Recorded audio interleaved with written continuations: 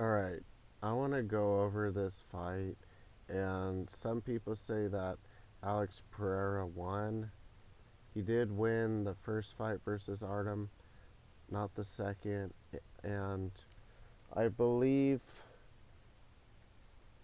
most of the judges had it for Artem. I think one had a tie, and then I think one had it for Alex, like 48 to 46.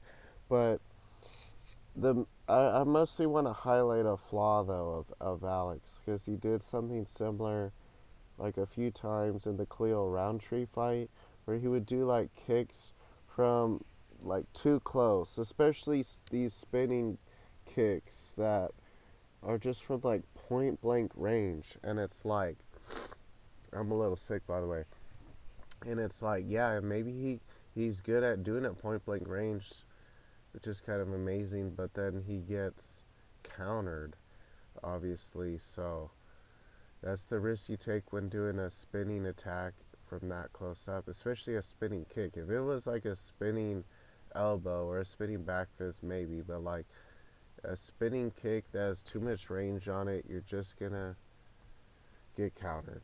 Watch. I'm Mr. Hindsight, by the way. But I mean, he shouldn't probably do this again. 30 seconds. So he lands the kick, right? But is it really worth it if he gets like hit hard and he gets like knocked down? Seconds left. Oh! Because he doesn't have time to defend himself, and he's at a bad angle. Let me see. 30 seconds. He's at a bad angle. He's not defending himself with that right hand. Maybe if he had his glove up somehow, but it's hard maybe to do the motion that quick with your glove right by your chin. Yeah, I would not do this. And yeah, good fight. So Artem might actually fight Alex soon. We'll see about that. I just hope Alex doesn't keep making this mistake. Oh, I want to talk really quick about significant strikes. So, or just strikes, whatever. I don't know if, I think this is probably like the UFC where it even counts like hits to the glove or like hits that are pretty much totally blocked or almost totally blocked, which makes no sense because like the whole point of a significant strike is that it's supposed to be significant. So if you throw a hard kick or a hard punch but it does almost zero damage, then it's like, is it really a significant strike or even a strike? Like that didn't really even land though.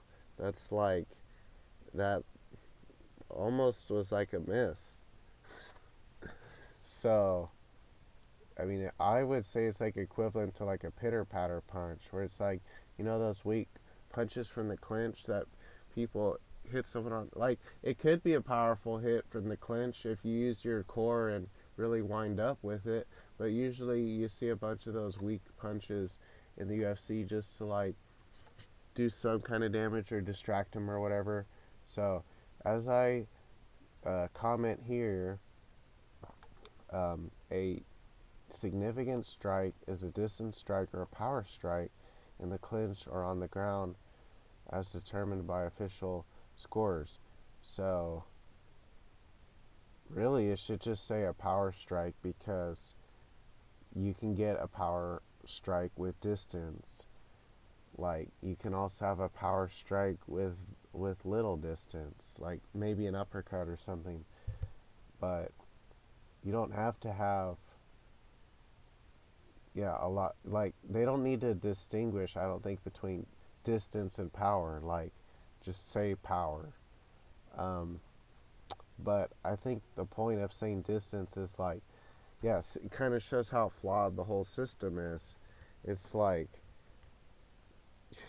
I don't know, I mean, it just doesn't make sense. Like, okay, so you could have a strike from a faraway distance, but it do like no damage, and that's considered a significant strike. But a more powerful strike, or at least a strike that wasn't blocked at all from like point blank range, could do a lot more damage than a kick that was totally blocked with two hands, or I mean, even like, let's say you do a round kick and someone checks it. Well, they actually probably did more damage to you than you did to them. So your kick counts as a significant strike, but it's actually like a negative for you to go for that strike. So it's like rewarding fighters for, you know, sometimes doing stuff that didn't work out for them or aren't good to do. So I'm glad the judges don't just go by this arbitrary, like, significant strike, like, nonsense, and it gets decided differently. I didn't see the whole fight of this, but um, it did seem like Artem got a lot of good shots in. Thanks for watching.